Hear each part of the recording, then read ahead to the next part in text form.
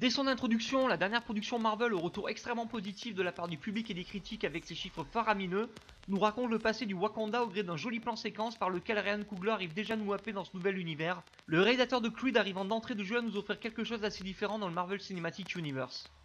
Le réalisateur use une longueur de plan plus conséquente que ses confrères et il parvient à garder quelque chose de coloré dans sa manière de dépeindre le pays.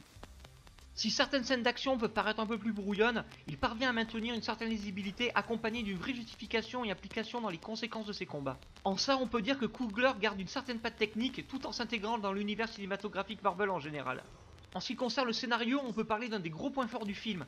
Sous couvert d'une intrigue shakespearienne qui peut paraître déjà vue pour certains, il traite des deux extrêmes d'une politique d'intégration mondiale. C'est ainsi qu'il met face à face un conservatisme national aussi dangereux qu'une agression vers d'autres pays pour soutenir les opprimés. En ça, le méchant du film est sans aucun doute l'un des plus passionnants du MCU, soutenu par l'interprétation du charismatique Michael B. Jordan.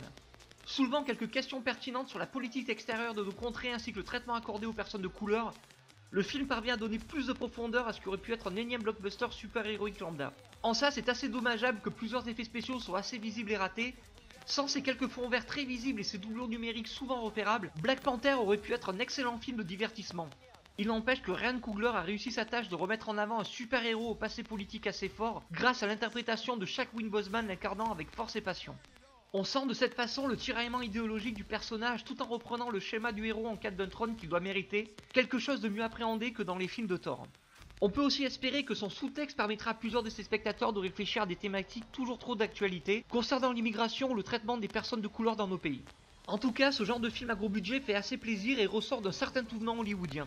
Et bien que ce ne soit pas le chef-d'œuvre vanté par beaucoup, il faut reconnaître beaucoup d'idées et d'implications qui, espérons-le, augureront de nouveaux films Marvel plus mémorables que certaines de ses sorties passées.